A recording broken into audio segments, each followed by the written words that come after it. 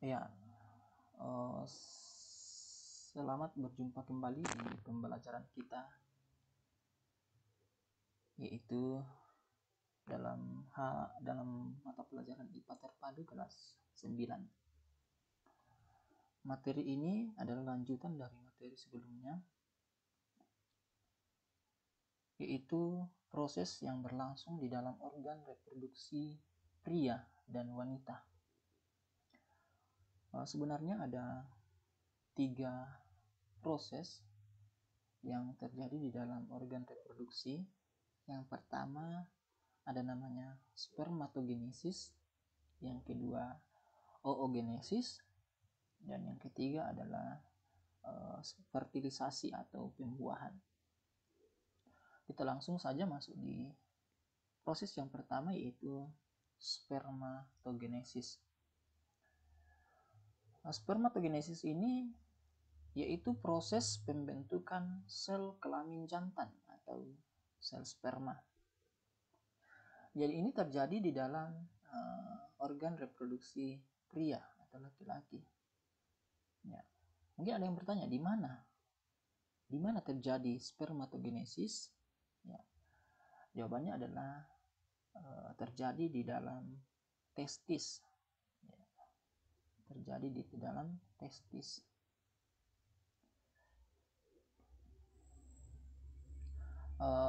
Tepatnya di tubulus seminiferus. Ya, saya kira sudah dijelaskan sebelumnya mengenai organ reproduksi pria. Prosesnya seperti yang ada di gambar ini. Diawali dengan adanya spermatogonium. Ya, satu buah spermatogonium itu akan berkembang menjadi spermatosit primer. Jadi spermatogonium akan berkembang menjadi spermatosit primer. Ya, bentuknya seperti ini. Kemudian untuk spermatosit primer ini akan membelah secara meiosis menjadi 2 buah spermatosit sekunder. Ya. Jadi ini terjadi pembelahan meiosis ya. Saya kira di materi sebelumnya kita sudah mempelajari pembelahan sel, ada meiosis dan ada juga mitosis. Jadi perlu kita ingat bahwa spermatosit primer ini membelah secara meiosis ya, membentuk 2 spermatosit sekunder. Nah, 2 spermatosit sekunder ini akan membelah lagi secara meiosis ya. Itu jadi pembelahan meiosis kedua menjadi 4 buah spermatid. Jadi 4 buah spermatid ini akan berdiferensiasi menjadi spermatozoa. Ya, jadi kalau ini belum ada ekornya, belum ada kepalanya, ini akan berdiferensiasi sehingga menghasilkan sel sperma yang sudah matang, yang sudah sempurna, ya sudah mempunyai ekor, sudah mempunyai kepala, dan sudah mempunyai badan. Ya. Jadi inilah yang disebut sel sperma atau spermatozoa. Nah, perlu kita ingat bahwa untuk seorang pria, ya, satu kali proses pembentukan sel sperma itu akan menghasilkan banyak sel sperma. Ya, satu kali proses akan menghasilkan banyak sel sperma. Itu akan berbeda dengan di wanita. Ya, coba kita lihat untuk wanita. Untuk wanita terjadi proses yang disebut sebagai oogenesis. Ya, kalau pria tadi spermatogenesis, kalau wanita oogenesis. Apa itu oogenesis? Oogenesis ini adalah proses pembentukan sel telur atau biasa disebut ovum. Ya. Jadi spermatogenesis tadi pembentukan sel sperma, kalau oogenesis pembentukan sel telur atau ovum. Di mana terjadi oogenesis? Ya, Oogenesis ini terjadi di dalam organ reproduksi wanita. Tepatnya terjadi di dalam ovarium. Nah, jadi seorang wanita itu memiliki dua buah ovarium, ada ovarium kiri dan ada ovarium kanan. Jadi oogenesis ini terjadi di dalam ovarium. Prosesnya seperti ini. Sama halnya dengan di pria, diawali dengan adanya oogonium.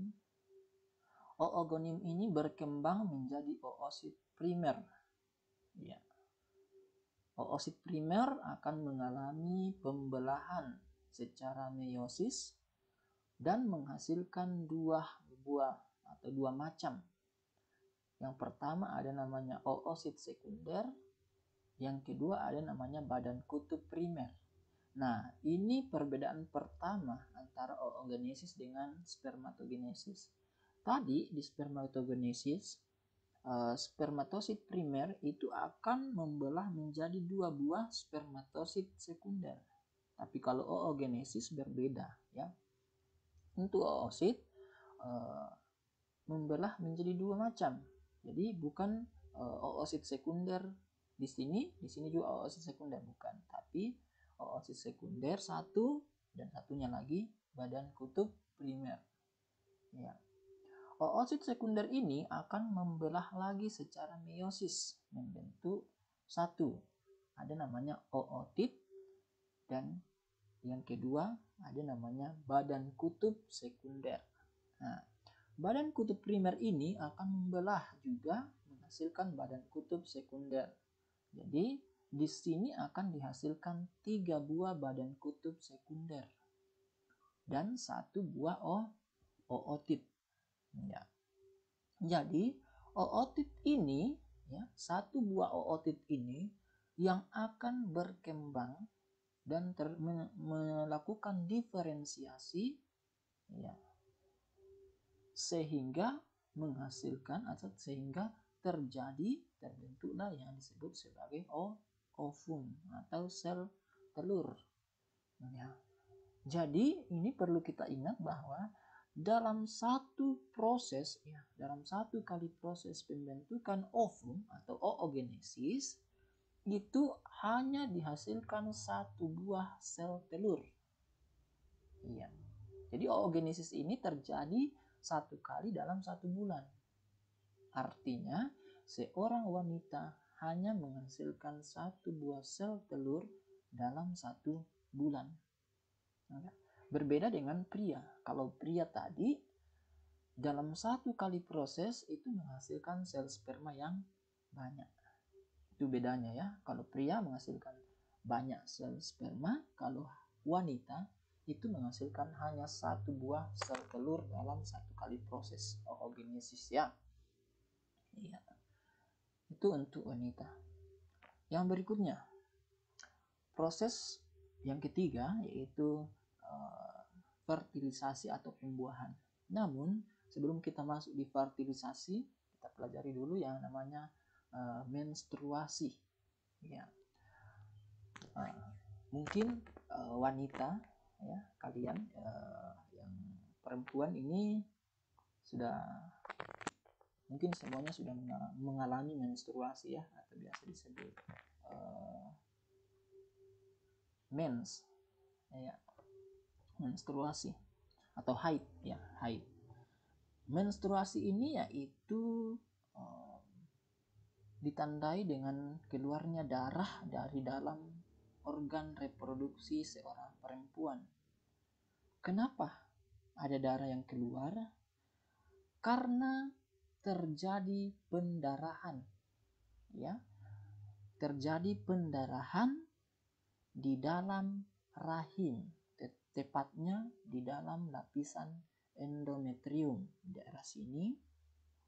Kenapa terjadi pendarahan? Karena sel telur yang dihasilkan oleh ovarium ini yang dialirkan melalui tuba Fallopi tidak dibuahi oleh sel sperma. Jadi ketika sel telur tidak sempat dibuahi oleh sel sperma, maka dia akan meluruh. ya, dia akan hancur dan disertai juga dengan longsornya atau meluruhnya lapisan endometrium di dalam rahim. Ya, dinding rahim akan meluruh, sehingga kalau ini meluruh pasti akan menghasilkan darah.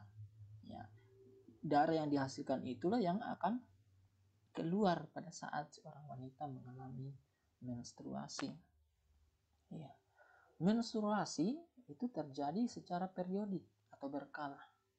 Ya, satu kali menstruasi itu terjadi selama 28 hari sekali. Ya. Jadi kalau misalnya hari ini menstruasi, maka 28 hari lagi baru mengalami menstruasi yang berikutnya. Ya. Atau biasa juga orang menghitung satu kali menstruasi dalam 1 bulan. Ya. Kenapa? Karena tadi kita sudah pelajari bahwa sel telur yang dihasilkan itu setiap bulan. Jadi satu sel telur itu dihasilkan 1 dalam 1 bulan. Ya. Jadi kalau tidak dibuahi maka terjadilah menstruasi.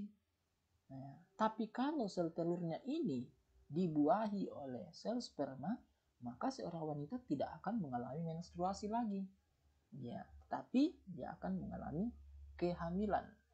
Ya. Jadi kalau seorang wanita sudah hamil, pasti dia tidak akan mengalami menstruasi lagi. Coba kita lihat untuk proses fertilisasi atau proses di mana sel telur yang dihasilkan oleh ovarium tadi sempat dibuahi oleh sel telur, sel sperma, sorry. Nah, ini prosesnya, ini sel telur. Sel telur itu dihasilkan oleh ovarium, tadi bergerak ke atas, kemudian coba kita lihat kembali. Ya, seperti ini ada warna pink, sel telurnya dihasilkan oleh ovarium, kemudian ada sel sperma masuk. Nah,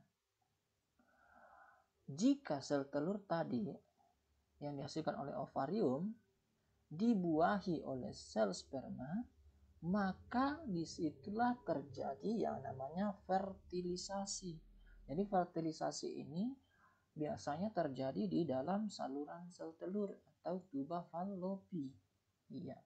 Ketika terjadi fertilisasi di sini, maka hasilnya akan bergerak perlahan-lahan menuju ke dinding rahim.